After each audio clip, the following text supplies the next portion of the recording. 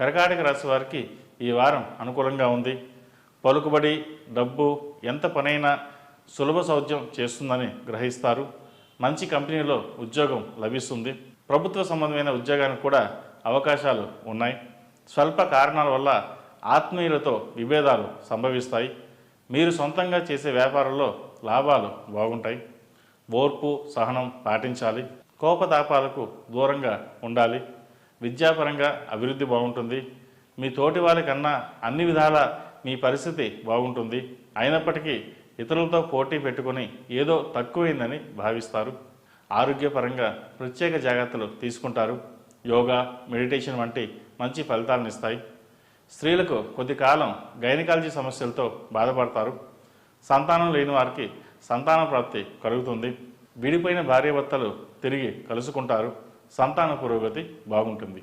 వైరువర్గం వల్ల కుటుంబం ఇబ్బంది పాలు కాకుండా మీ నైపుణ్యం కాపాడుతుంది. విశ్వాసం లేని వ్యక్తులు వాళ్ళ ప్రవర్తన తీవ్రమైన కోపాన్ని, తీవ్రమైన నిర్ణయాలను తీసుకోవడానికి కారణమవుతుంది. పొదుపు చర్యలు సామాన్య ఫలితాలను ఇస్తాయి. ఇతరుల కోసం చేసే సంతకాలు ఇబ్బందులకు దారితీస్తాయి. ఆచితూచి వ్యవహరించండి. ప్రతి విషయంలోనూ అనుమానాలు, సంకోచాలు పెట్టుకోవద్దు. నిర్భయంగా ముందుకెళ్ళండి. మంచి ఫలితాలు సంప్రాప్తిస్తాయి. బంగారం, వెండి వంటి విలువైన వస్తువులు కొనుగోలు చేస్తారు. దీర్ఘకాలిక సమస్యలు కొన్ని పరిష్కారం అవుతాయి. ఆర్థికంగా అంత వెసులుబాటు ఉండదు. అతి కష్టం మీద కొన్ని లోన్స్ తీర్చివేస్తారు. స్థిరాస్తులను నిలబెట్టుకోవడానికి ఎన్నో విధాలుగా ప్రయత్నిస్తారు.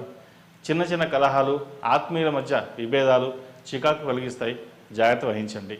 రాజకీయ ఎదుగుదల సంతృప్తికరంగా ఉంటుంది. ఎన్ని ఆటంకాలు ఎదురైనా మీరు అనుకున్న లక్ష్యాన్ని చేరుకోవడానికి ప్రయత్నిస్తారు. అలాగే ఫలిస్తుంది కూడా.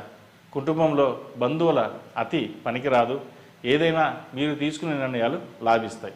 ఈ రాశివారు హనుమాన్ చాలీసా పఠించడం, అలాగే ఆంజనేయ స్వామి వారికి ఆకుపూజ చేయడం చెప్పదగిన సూచన.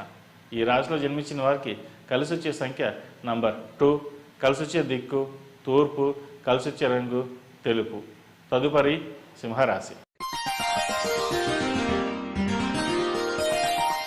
సింహరాశి వారికి ఈ వారం